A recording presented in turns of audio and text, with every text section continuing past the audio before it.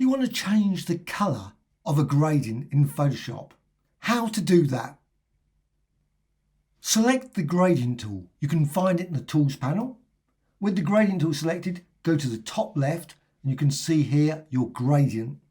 Just click there and you'll see the gradient editor. Go to the gradient bar and you can see you've got all these colours all along here. Just select the stop, that's a stop there. Just go over here to colour and click, and then just change the colour, click OK. And you've got now a different colour in your gradient. Go to another one, click there, and again colour, and go and change colour there. Once you're happy with that, to save it to the presets, simply click New and then click OK. Now apply it.